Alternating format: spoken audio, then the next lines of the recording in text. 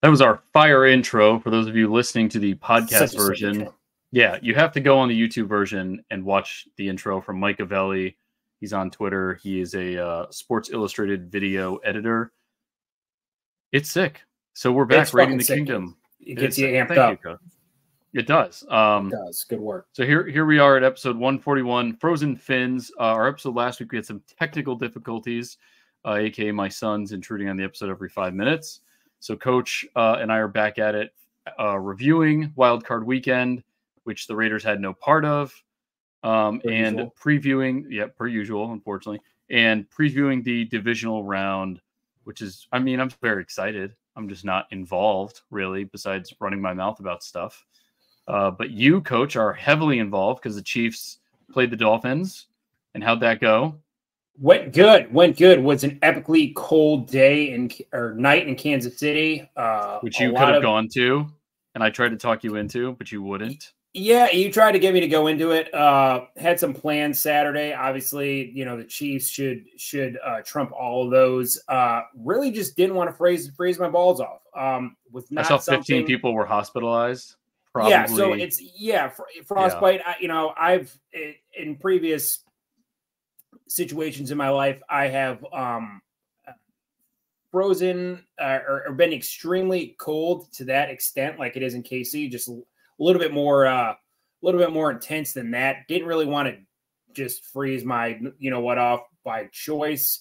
Was able to watch it from the warmth of my home, so that was nice. And it was just a great win, to beat the Miami twice in one season, for Tyreek to come back, kind of get his homecoming, and he does score a touchdown, right? But for the most part, gets pretty much shut down, and we get a good 26-7 win in, like I said, epically cold and just kind of brutal conditions.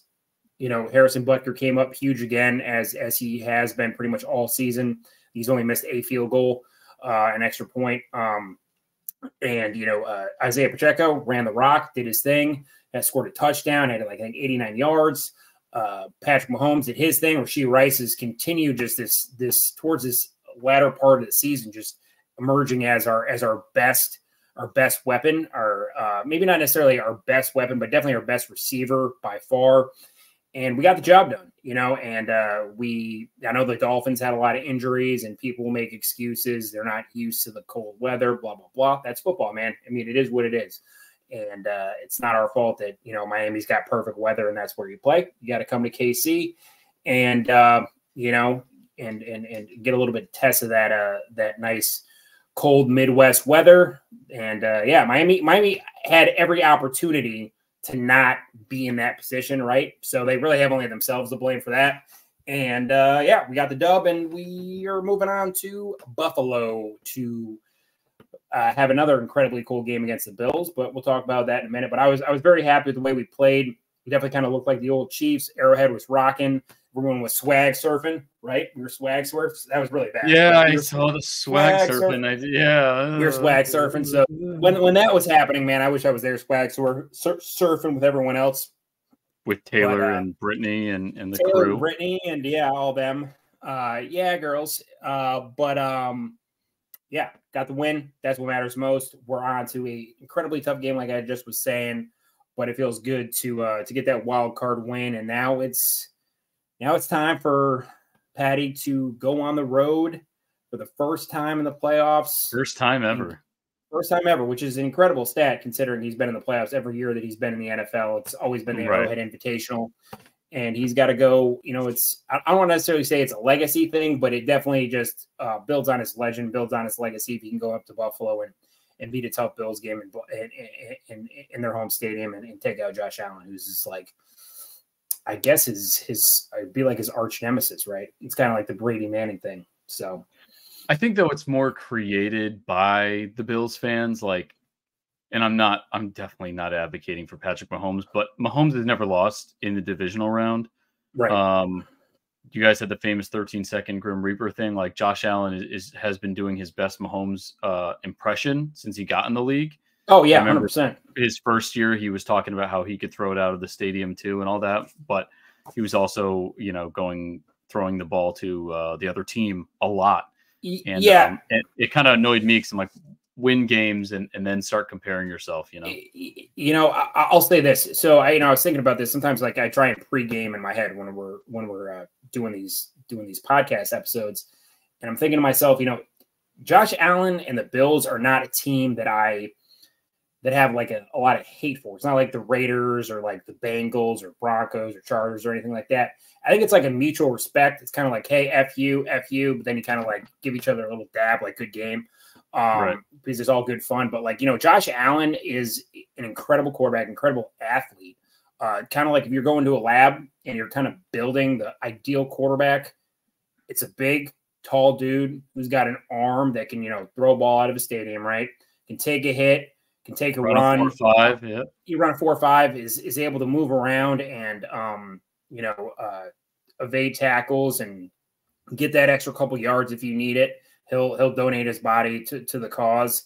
And it's just incredible that he didn't get recruited at all out of high school. It's just kind of like that's why these quarterback ratings and all these other things, we got a lot of time to talk about that. But nonetheless, I respect Josh Allen. We will talk about it. Oh, yeah. We will. Yeah, no, 100% we will. And but, I don't want Josh Allen to have his game where he finally beats Patrick Mahomes by any means, but I do respect the man, and I do respect the fact that he is willing to take those risks to make that incredible play, whereas he does have a lot of turnovers. That's that's like clear and present.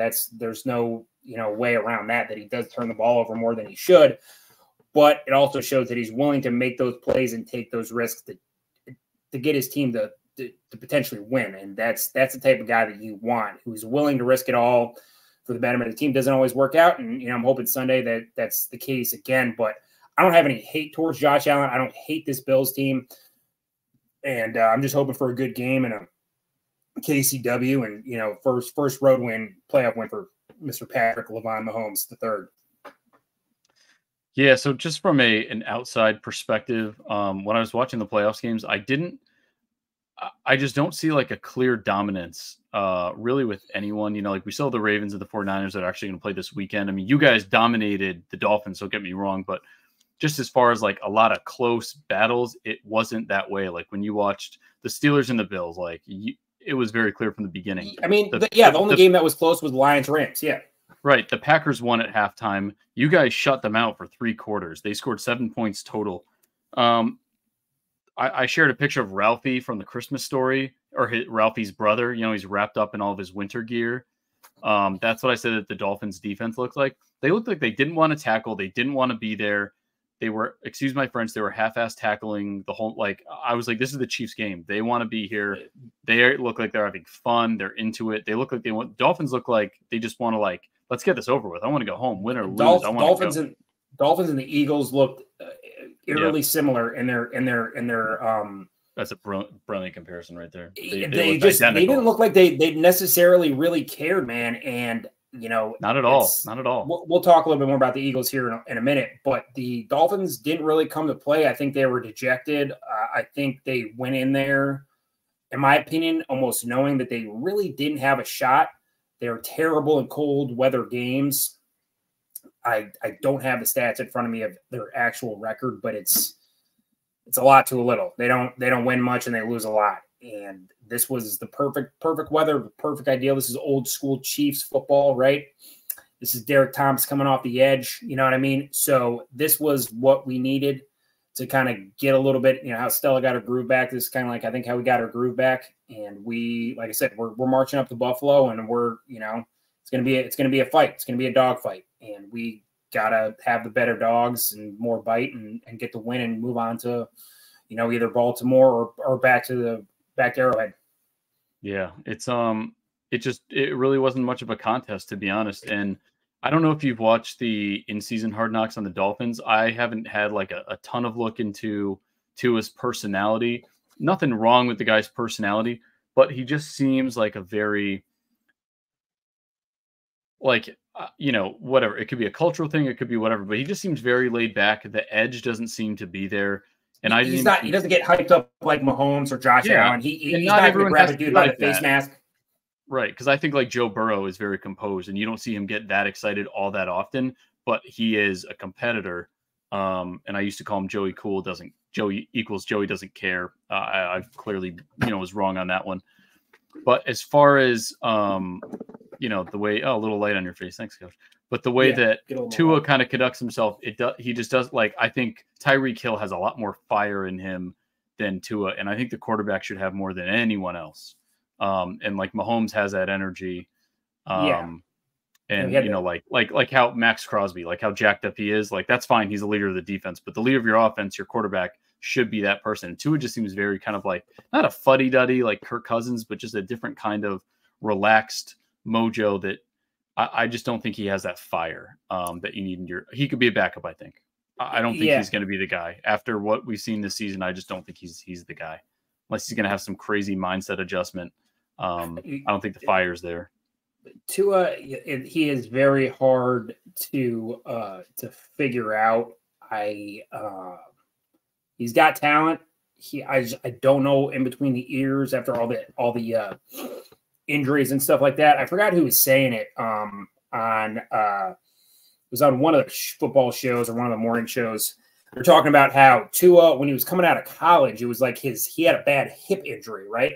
So his ability to run and get out of the pocket is something that he doesn't really do very often, as you can see. Brennan's directing the kids to go back and go watch more Avengers or something like that. Yeah, that's exactly what I told them to do. But Tua just, I think with his injuries and his mindset, I want to be able to walk later on in life. He's not making those extra plays that the Dolphins need, and I don't think he feels comfortable doing that. And again, I don't, he's a number 5 pick. The Dolphins, I think, will forever think about how they pass on Justin Herbert, because imagine Justin Herbert in Miami. I mean, yeah, it would have been a completely different story. Yeah. 100%, right? I mean, Justin Herbert, Tyreek Hill. It would have been unfair. But That's who we got now. So it'll be interesting to see how Miami handles it this offseason. He's going to be back in Miami next year because he's going to cost them $23 million, and they can still do some more with their cap and whatnot. But long term, I don't know. I think a lot of people are in the same boat. They don't know. Yeah, we'll see how that one runs. But anyway, so we'll get to our predictions in just a minute. The only news on the Raiders side was the GM interviews seem like they're done. The head coaching interviews seem like they're done. People are pretty upset. Everyone wants Antonio Pierce, but I think with the fulfillment of the Rooney Rule, the Raiders, Mark Davis has interviewed Chris Richard and Leslie Frazier, both defensive guys, both African-American. So now the rule is satisfied because Antonio Pierce doesn't count towards the Rooney Rule because he's an in-house candidate. That's my understanding of it. So, and it's been a frustrating thing for years, and we're not going to really get into it, but I would feel like a pawn being interviewed just for the sake of fulfilling the Rooney Rule requirement. So Coach and I had a former guest that's kind of a little inside source for us who says, expect some news tomorrow for the Raiders. We'll see if that individual is correct. But, I'm hoping it's AP. I kind of had my eyes on Ed Dodds for the GM position, but Champ Kelly looks like he's going to be coming out. He's apparently sitting in on the head coach interviews. If he's not the GM, I don't know why he'd be sitting on head coaching interviews. So I think that it just hasn't been named yet, but I think that's where we're at. The only thing I can say here is, are you surprised that Harbaugh hasn't at least got an interview, or do you think that them not interviewing him is all so it doesn't, I don't know. I think a majority of the fan base, from what I can see on Twitter and our engagements on Facebook and whatnot that it might be probably like 60-40, like Pierce. I was going to say 60-40, Pierce to Harbaugh. 60-40 to Pierce to Harbaugh, but the fact that they're not interviewing Harbaugh, I think for some reason, like sets them up like where I don't know if they're like won't disappoint them because they interviewed him and didn't hire him, or how do you get what I'm saying? I know exactly. I think that they're going to say like, oh, well, you know, it's harder to say, why did you turn him down if you never interviewed him? And then I also think that which I think is that Mark Davis is so set on Antonio Pierce. Let's get these standardized interviews out of the way, hire my guy, go with it. And then there's the other thought that Harbaugh is just using NFL interviews like he did last year as leverage for his Michigan contract. I don't know if there's any legitimacy to that. He's interviewed with the Chargers and I think the Falcons. I don't know about the Falcons, but I know, I Falcons. Know yep. And then Belichick's interview with the Falcons. I don't know if he's had any other interviews. But one of the, I don't know if I wouldn't call him an insider, but someone dropped an article just a bit before the show saying that Mike Vrabel's on the table. You know, Tom Brady is supposedly a part owner of the team. I don't even know if that officially happened. But there hasn't been any formal interview. I've said before, I would prefer Vrabel over Harbaugh, just for the culture aspect of things. I don't think Harbaugh would be a fit. And you and I have talked about this just on the way I think they want to go. So, I think it's going to be AP. I think it's going to be Champ Kelly. I think people are going to be excited. And then if something goes wrong, they'll say, told you so, even though they advocated for this. It's like we've talked about in multiple conversations between ourselves.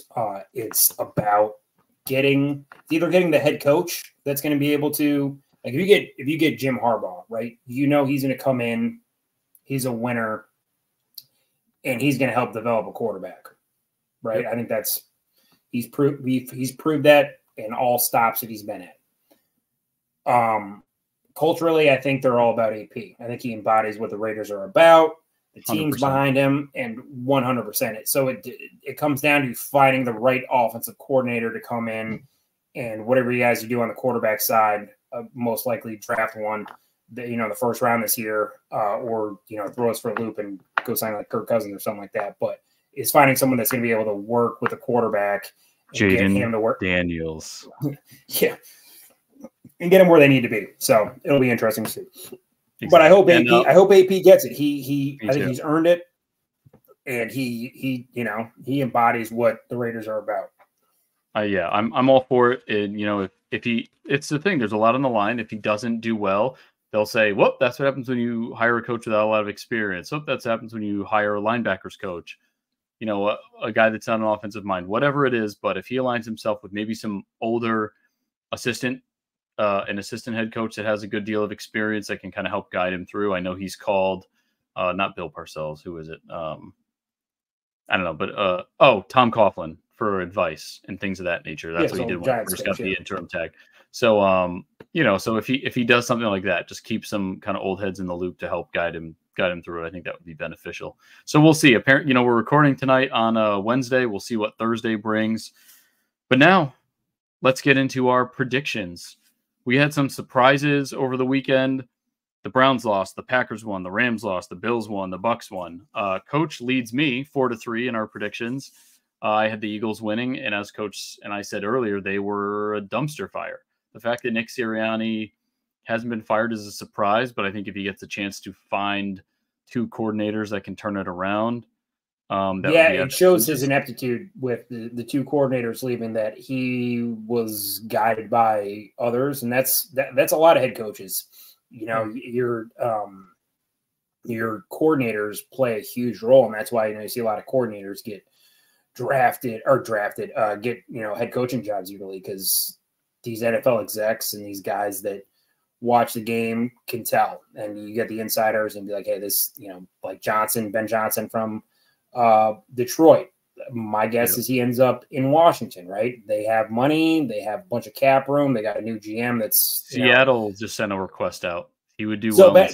Ben Johnson is going to be like the new Kyle Shanahan, right? The GM they just hired, San Francisco, got Kyle Shanahan, who's the OC in Atlanta.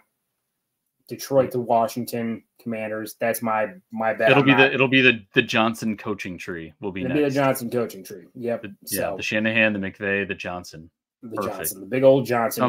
Sounds like a pharmaceutical company. Well, I guess it does. Johnson actually. and Johnson.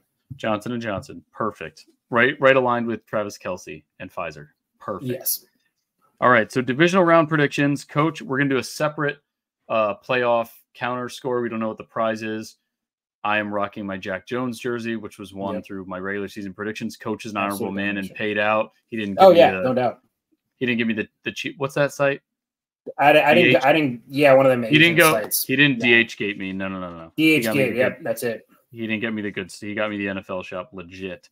Ocho Cinco said he wanted one of these. Hasn't even. I beat him to it, or Coach beat him to it. Yeah, I'm surprised he didn't DM you. I know. Or I should have offered him McDonald's as a trade, or he could have offered. Well, I wouldn't have given him that. But anyways, there we go. So divisional predictions, Coach, because you're the victor, I'll let you go first. Oh, this one seems pretty standard. Saturday, 4:30, Texans at Ravens in B More. Man, this is a game that my gut is telling me it's like, hey, Eric, you need to bet. You need to pick the Texans because I think they're going to come shock the world. Are you serious? But my brain says, Eric, don't do that. Don't do that. Don't do that. Put I'm going to take the Ravens. I think it's going to be a close game. I think CJ Stroud and the Texans are light years ahead of what most people thought. Incredible team. I remember, I'll be very quick here, when, team GMs and analysts were dogging the Texans for trading a future first-round pick for Will Anderson. And you and I weren't dogging them. We were there. We were at the draft. Yeah, we were there. No, I was very much like, hey, don't get the player you want and then worry about what happens at the end of the year. So I think they had a plan. They knew who CJ Stroud was. Obviously, you don't know that you're going to win the AFC South and then win your wild card round. But, and they traded their pick, not the Browns pick. And now their pick will be farther down than what the Browns pick was. So great job by the Texans. Their run ends here, but the AFC and the NFL has been put on notice. This team is coming. They're only going to get better. They got cap room. They got draft capital. They got great wide receivers in Nico Collins and Tank Dell, and they're only going to get better. So watch out. But the Baltimore, I think, Lamar gets the weight off his back and makes the AFC Championship game. Yeah, I'm still gonna take the Ravens. I'm just gonna take it kind of in a different direction. I think CJ Stroud is gonna kind of see, and D'Amico Ryans are gonna kind of see the gap in talent now. The Ravens are incredibly talented. Yeah. Right. So I think it's gonna hit them a little hard, and I think this will be like, if the over under was 10, I would take the over. I think it's gonna be a bloodbath. And you can take the over under on Underdog Fantasy. Code RTK. Donate $100. They'll give you $100 back. Deposit $100. You're not donating anything. This is coming back in your wallet. It's coming back in your wallet. So deposit $100, get $100 back. You got $200 to play with over this divisional round playoff weekend. Make yourself some money. RTK. There you go. Brilliant plug right there. So I'm going Ravens, and it's going to be bad for CJ Stroud and the Texans, unfortunately, but a great season. I wish he was a Raider. I was devastated in person when he wasn't. 8:15, Packers versus 49ers. I struggled with the title for this episode because we have so many matchups that we've seen in the past in the playoffs, and this has been the thorn in the side for the Packers. Kyle Shanahan has their number, and he has for a long time. I think it was back-to-back NFC championships, or at least playoff games. I think it was the divisional round and the NFC championship, both where they lost. Both Jimmy G really didn't do a whole lot. The Packers just really were inept on offense. I did not think they were going to beat the Cowboys. I don't think they beat the 49ers. I think it's really great that they knocked the Cowboys out. Hilarious. The media had a field day with it. Skip Bayless had an absolute meltdown. They took that Cowboy pride and they stepped on it, and they sent them home crying. Yeah, it wasn't a last minute Mason Crosby, Selena scene field goal. It was a beatdown. A vicious one. But I think the 49ers are going to put it on the Packers. I think the question about whether the defensive coordinator, Joe Barry, keeps his job, everyone said, oh, well, maybe now, we beat the Cowboys.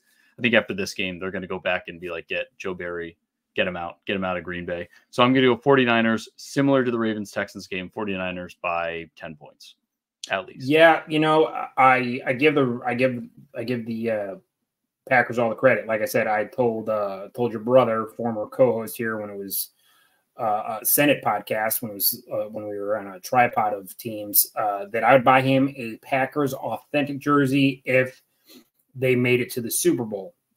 I'd stand by that. You're standing by it. I'm standing by that, Austin. I'm standing by it. If you actually do listen to the episode, I'm standing by that. But I think their time ends this week in Santa Clara, California. The 49ers will get the win. I think, you got a healthy Brock Purdy. Everyone's healed up. Christian McCaffrey's ready to roll. He's ready to roll. Debo, Brandon Ayuk, Joey Bosa's mad. It's Nick Bosa. Nick Bosa. Nick Bosa. Nick Bosa. Joey's the Chargers. Bosa. Joey's on the Chargers. Yep, my bad. But Nick Bosa and the boys and Chase Young will do work, and Packers will keep it. And they're the youngest team in the NFL, right? So they got a lot of promise ahead of them. Jordan Love's made the leaps and bounds these last half of the year, but it ends in San Francisco, Santa Clara. Yeah. Yep. They didn't allow a single sack against the Cowboys, which is admirable. Micah Parsons had a single pressure. That was it. But I think Chase Young, Chase Young and Bosa is going to be too much, I think. So yeah, we're agreed on that one right now. And you got Fred Warner. Yeah, I mean you Warner. You got enough. So now I think those two, the Saturday games, I think the first seeds are who we think is going to win.